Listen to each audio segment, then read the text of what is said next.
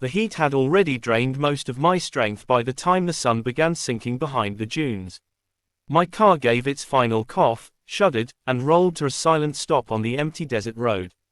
There was nothing around me but miles of sand, a long strip of broken asphalt, and the sound of my own breath. I stepped out of the car only to feel the dry wind slap my face, reminding me how truly alone I was. My phone had barely any signal, just enough to show a mocking single bar that never stayed long enough to place a call. It was the kind of helplessness that presses against your chest until it becomes hard to breathe. As I stood there staring at the lifeless engine, my mind drifted back to the person waiting for me at home, or rather, the person who used to wait. These last months had been a blur of silence, missed calls, and conversations that felt like we were reading scripts instead of talking. Being in that relationship felt like standing in this desert, dry, empty, nothing growing. I didn't want to admit it, but I had been drifting emotionally long before my car broke down. I had been yearning for someone to actually see me, listen to me, hold me with real attention. But in my relationship, I had become a ghost. A small cloud of dust appeared far in the distance. At first I thought I was imagining it, but then the glint of metal caught the dying sunlight. A huge truck, maybe a cargo hauler, was making its way toward me. My heart thumped against my ribs as I stepped closer to the edge of the road, waving both arms. If they didn't stop, I didn't know what I'd do. The truck slowed, brake lights glowing a soft red in the dim light, and rolled to a heavy stop beside me. The passenger side window slid down, revealing two men inside. Their faces were mostly hidden by the shade inside the cabin, but their voices were warm when they asked if I needed help. I explained my situation: broken car, no signal, nowhere to go. They exchanged a quick look, the kind of look shared by two people who understood each other without words, and then gestured for me to climb in. Something about their tone made me feel safe. Not pressured, not judged, just acknowledged in a way I hadn't felt in a long time. I grabbed my bag and climbed into the massive truck. The cabin was dim, only the dashboard lights glowing softly. It felt strangely intimate, like being wrapped inside a quiet cocoon far away from the world. The air smelled faintly of engine oil, desert dust, and something warm, maybe coffee or mint gum. The driver greeted me with a nod while his partner offered me a bottle of cold water. I didn't realize how thirsty I was until the water touched my lips.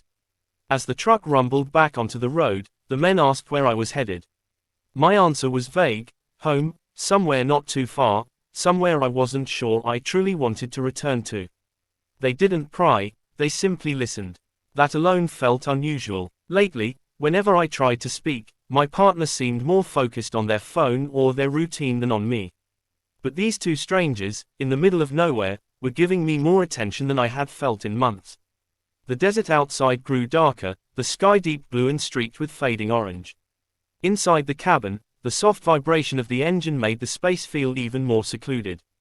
The men talked quietly to each other sometimes, sharing subtle smiles, small gestures that hinted at a closeness deeper than friendship. I noticed it without meaning to. It wasn't the kind of closeness built in secret, it was natural, effortless, honest. And watching them made something inside my chest loosen and ache at the same time. I found myself relaxing, even leaning slightly toward the warmth between the three of us.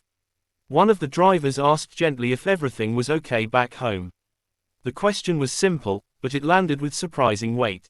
My silence must have been answer enough. For the first time in a long while, I felt the urge to open up, not because I was being pushed, but because someone seemed to truly care. As the truck moved deeper into the night, I sensed something shifting inside me. Maybe it was the vulnerability of being stranded, maybe the kindness of two strangers, or maybe the loneliness I had been carrying for too long. But whatever it was, this desert road felt like the beginning of something I didn't yet understand, a moment where infidelity wasn't an act, but a feeling born from being noticed again. The farther we drove into the night, the quieter the world outside became. The desert had turned completely black, just a wide, endless emptiness stretching in all directions. Inside the truck, though, the silence felt different, soft, warm, almost comforting. The hum of the engine, the faint music playing on the radio, and the occasional murmurs between the two drivers created a feeling of safety that I hadn't felt in so long. It was strange how quickly a person could feel connected to strangers when life pushed them into vulnerable spaces. One of the drivers glanced at me from time to time, checking if I was comfortable. His eyes were kind, steady, the type of eyes that could make someone feel grounded. The other one drove with calm confidence, hands steady on the wheel, shoulders relaxed, a small smile appearing every now and then as he talked to his partner. Their bond was subtle yet unmistakable. The way they looked at each other, the way one gently corrected the radio volume for the other, the way they shared quiet smiles that seemed to hold entire conversations. There was tenderness there, something soft, genuine, unhidden. I found myself watching them more than I meant to. Not because of attraction in the usual sense, but because their connection reminded me of everything I was missing. It made me remember how long it had been since someone had looked at me with real interest, real concern, real affection. At home, my presence had become a routine, something easily overlooked. But here, even though we had only just met, they treated me like someone who mattered. After a while, the passenger driver asked again if everything was okay in my life. The question was gentle but persistent in the way people ask when they actually care about the answer. I hesitated, trying to pick my words carefully, but the truth slipped out on its own. I told them things hadn't felt right for a long time. That I felt distant at home. That somehow, somewhere, I had stopped feeling important. I didn't go into details, but the heaviness of my voice said more than my words. The driver nodded slowly, as if he understood perfectly. He glanced at his partner, then back at me, and said that sometimes relationships fade quietly, not because someone stops caring, but because they forget to show it. His voice was calm, thoughtful, shaped by experiences he didn't talk about openly but were clearly a part of him. The other man added that silence between two people can feel louder than shouting if it lasts long enough. Their words felt honest, like they weren't trying to advise me but simply sharing what life had taught them. I felt exposed in a way I hadn't in years. Not uncomfortable, just vulnerable. And strangely enough, it felt good to be able to breathe out everything I had been holding inside. Maybe it was the darkness hiding our faces, maybe it was the fact that they didn't know me well enough to judge me, or maybe it was their quiet understanding. But for the first time in a long while, I didn't feel like I had to pretend. The truck slowed as they pulled into a small rest area on the side of the road. A faded sign, a couple of old benches, and a single flickering streetlight were all that existed there. The drivers stepped out to stretch, and after a moment, I followed. The cool desert air hit my face like a shock, refreshing and sharp. The stars above were bright, scattered across the sky like thousands of tiny lanterns. It felt like the kind of night where confessions came easily. The two men stood close to each other, leaning against the truck, speaking in low voices. Their laughter carried softly in the wind. I watched them, and the gentle way they moved together stirred something inside me, something tender, something aching. It wasn't jealousy, it was longing. Longing for connection, for warmth, for the feeling of being truly seen. When they noticed me watching, they didn't act embarrassed or awkward. Instead, they simply motioned for me to join them. We stood there in the quiet night, three silhouettes under the stars, talking about life, work, love, loneliness, everything and nothing at once. The simplicity of the moment felt intimate in its own way. No touches, no confessions, just the closeness that grows between people who feel safe enough to open their hearts. As we climbed back into the truck and continued our journey, I realized something had shifted. Not in them, no. Something had shifted inside me. I felt drawn to them, not just as individuals, but as a reminder of the type of connection I had been starving for. And though nothing had happened, the emotional pull felt undeniable, an infidelity of the heart, quiet and unspoken but real. The road felt different when we started moving again, quieter somehow, as if the night had settled into a deeper silence around us. The faint glow from the dashboard lit our faces just enough to see expressions, but not enough to reveal everything. It created a strange sense of closeness, the kind where people speak softly without realizing it, the kind where every small movement feels heavier than it should. I sat in the middle seat now, between both men, feeling the warmth of their presence on either side. For a long moment, none of us spoke. It wasn't an awkward silence, more like a space filled with thoughts that didn't need to be rushed into words.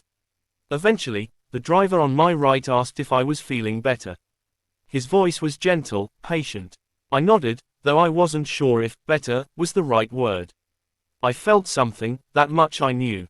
Something warm, something unsettling, something that made me wonder how I had allowed myself to grow so numb back home. The driver on my left shifted slightly, turning his head just enough to meet my gaze.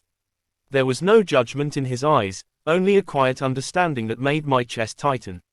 It was strange how two people who barely knew me could read me so clearly. Maybe it was because I had let myself be seen in ways I hadn't dared to for a long time.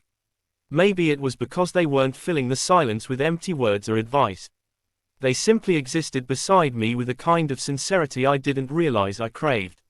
We talked again, slowly at first. They spoke about how important it was to be honest with oneself, how pretending everything is fine eventually wears down even the strongest person. They told me that connection should never feel like begging for attention, and affection shouldn't have to be earned like a reward. Their voices were soft but steady, the kind that settles directly into the heart. I listened, really listened, feeling the weight of every word. At one point, the truck passed through a patch of road where the stars were unusually bright. The cabin filled with a faint silver glow, and in that light, the moment felt suspended, like we were paused between the life I had known and the life I was slowly awakening to.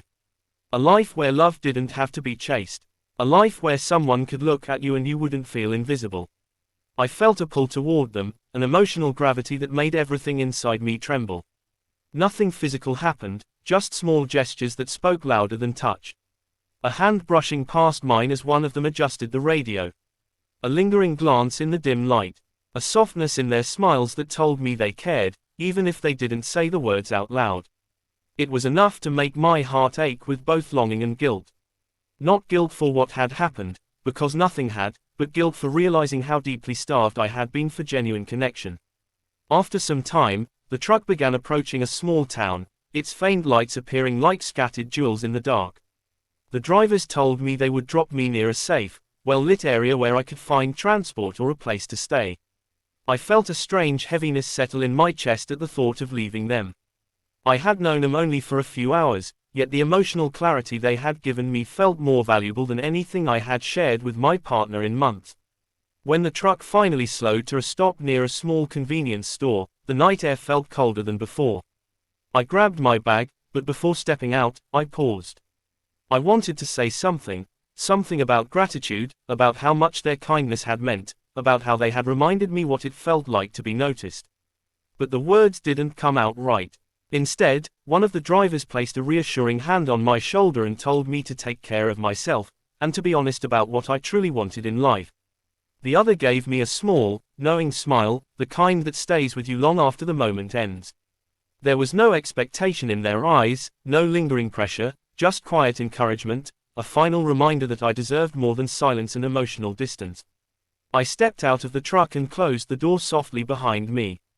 The engine rumbled as they pulled away, and I watched until their lights disappeared down the road. Standing there under the faint glow of the street lamp, I felt something shift inside me, something firm, something clear. By the time I finally headed home, I knew I couldn't return to the same emptiness I had left behind. I owed myself honesty. I owed myself connection. And the night in the desert, the journey with two strangers whose tenderness felt like a mirror, became the turning point I never expected.